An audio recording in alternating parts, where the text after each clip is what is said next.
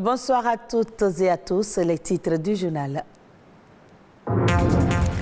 Ce lundi 25 avril, le monde entier célèbre la journée mondiale de lutte contre le paludisme. Les enfants sont les plus atteints par la maladie au Bénin, un mal endémique qui sévit surtout dans les zones réputées malpropres. La détermination du prix d'un bien ou d'un service dépend de plusieurs facteurs, mais dans les marchés, cette règle ne semble pas être suivie. Constat à suivre dans quelques marchés de Cotonou et environ.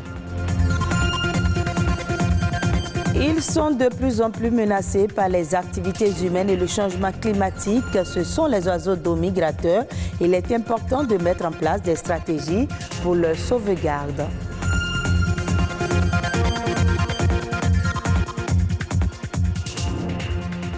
Merci de votre fidélité. La journée mondiale de lutte contre le paludisme est célébrée le 25 avril de chaque année.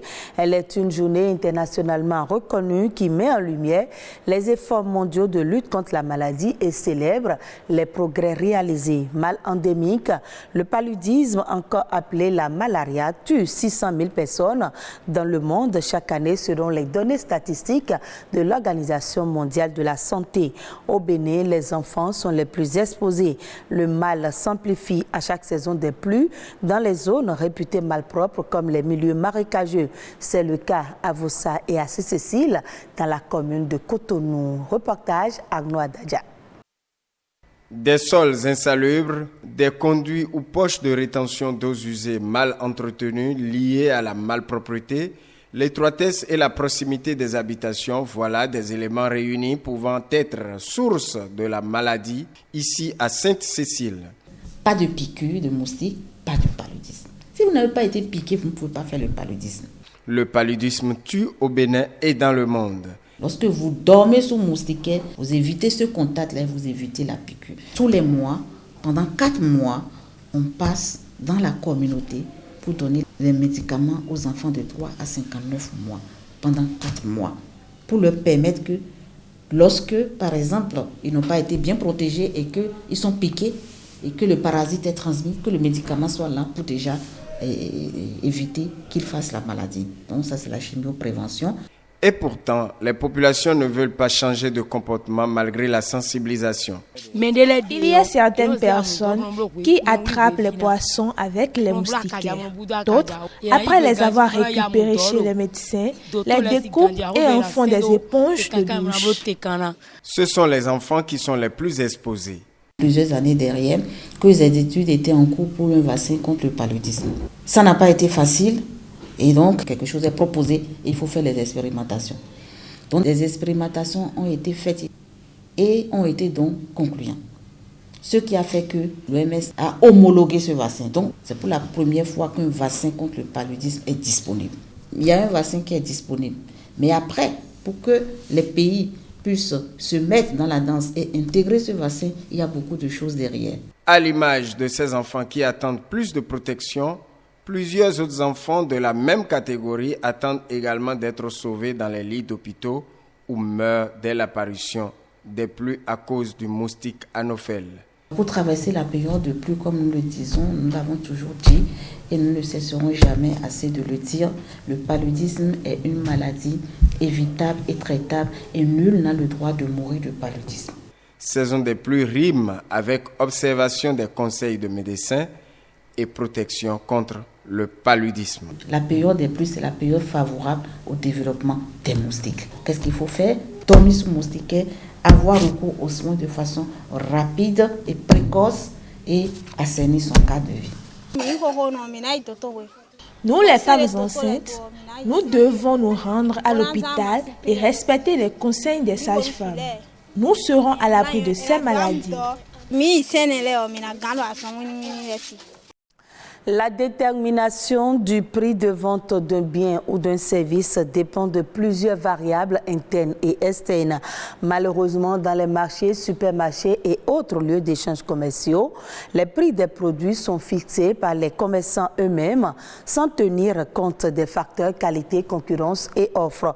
Quel est en réalité le processus de fixation des prix des produits sur le marché? La réponse dans ce reportage. Fixation du prix des produits mis en vente sur le marché. Ce sont les commerçants et commerçantes qui attribuent eux-mêmes une valeur financière à leurs marchandises. Ici, chaque commerçante du marché de Gbégamé a sa méthode. Des fois, si le truc est sur 1000 francs à Tokpa, si je viens ici, je peux vendre ça à 1100 francs. Et sur 3, si c'est à 2500, je peux le vendre ça à 900 ou 1000 francs. Le prix de 3 d'une marchandise me permettra de savoir comment mettre ma marge pour ne pas trop faire fuir le client et le garder.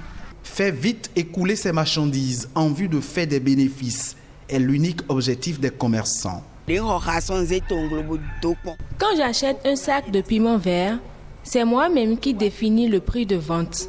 Je fais souvent des tas de 50 francs et de 100 francs. Nous ne cherchons pas toujours à avoir de gros bénéfices. Avec 50 francs, 100 francs ou 200 francs, nous parvenons chaque jour à revendre nos produits. Le coût d'achat du produit, la demande des consommateurs et la concurrence sur le marché, voilà les 3 facteurs qui permettent aux commerçants, selon l'expert en finance, de fixer le prix de vente des produits sur le marché. Le revendeur sait à combien il a acheté son produit ou combien le produit lui est revenu et c'est à partir de là qu'il fixe son prix. Quand vous fixez par exemple votre objet à 5 000 francs et que quelqu'un le vend à 2 000, 3 000, vous comprenez que vous n'avez pas la chance de vendre. Malheureusement, face à certains produits de grande consommation, la libéralisation du marché ne constitue plus un bénéfice pour les consommateurs. En réalité, ces prix doivent être ordonnancés par une structure du ministère en charge du commerce. Quand on prend par exemple les produits pharmaceutiques qui sont contrôlés par l'État, vous voyez que le même produit que vous achetez à Cotonou a le même prix à Parakou, a le même prix à Tchoumi-Tchoumi. Et c'est le cas par exemple du ciment, du pétrole, etc., etc. Mais quand il n'y a pas de contrôle, il y aura le laisser-aller. Et pour éviter une flambée des prix des denrées alimentaires dans un contexte de forte inflation, l'État pourrait user de son pouvoir régalien pour harmoniser le prix des produits afin de satisfaire les différents acteurs qui animent le marché de l'offre et de la demande. Avez-vous une idée de ce que c'est qu'un oiseau migrateur? Comme un migrant, c'est un oiseau qui voyage en fonction des saisons d'une zone de reproduction vers une zone d'hivernage et aussi pour changer d'habitat et s'alimenter. Mais lors de leur long voyage, ils sont souvent confrontés à de plus en plus de menaces. Daouda Aliou, spécialiste des questions liées aux zones humides, nous en parle.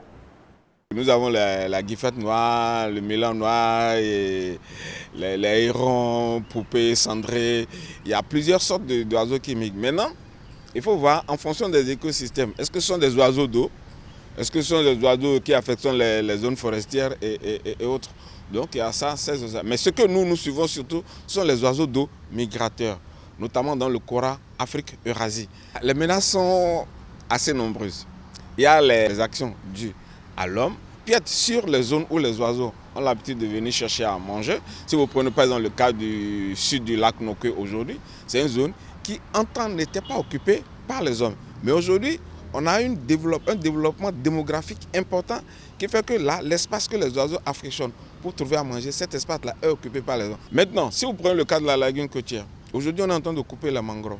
Ça veut dire qu'on est en train de détruire les espaces où les oiseaux, quand ils finissent de manger dans les eaux, vont se reposer ou bien vont faire leur nid et autres. Et il y a donc cette pression démographique qui influence ces écosystèmes-là qui ne sont pas favorables aux oiseaux.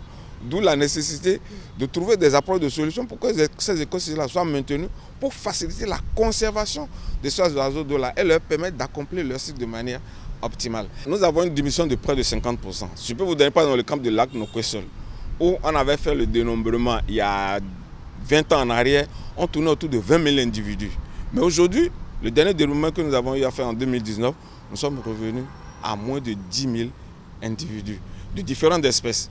Maintenant, ce que nous devons faire, c'est de voir quels sont les types d'espèces qui ont baissé en effectif et pourquoi. Donc il y a toutes ces questions-là qui font qu'aujourd'hui les spécialistes des oiseaux sont en train de suivre ces différents phénomènes-là pour voir à quoi est dû. Est-ce que c'est seulement la pression de l'homme sur l'écosystème ou bien est-ce qu'il y a d'autres paramètres qui influencent l'effectif des populations. Suivons à présent la nation en bref avec Ulvaeus Balogun.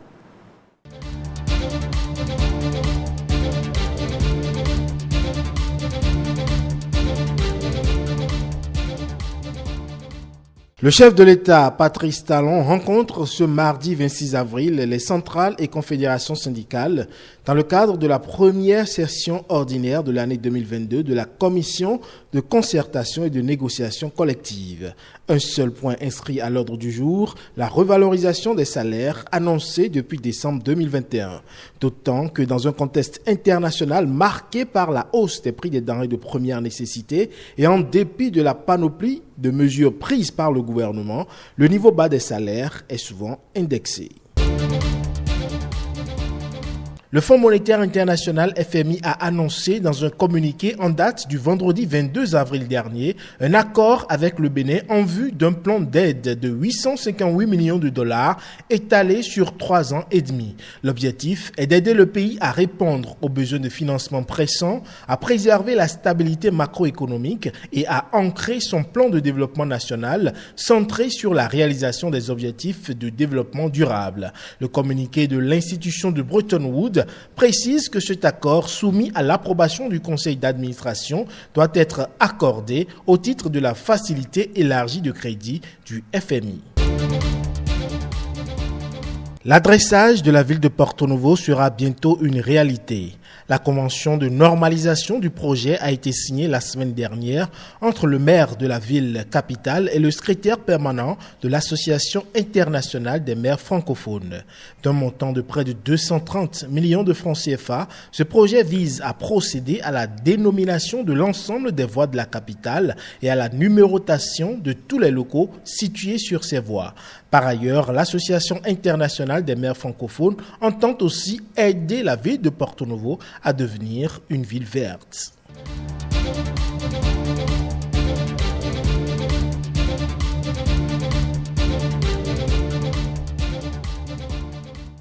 Et ce sera tout pour ce journal que vous pouvez suivre également sur le site de l'OACTB, www.oactb.bj. Merci de nous avoir suivis et très bonne suite des programmes de BDJ.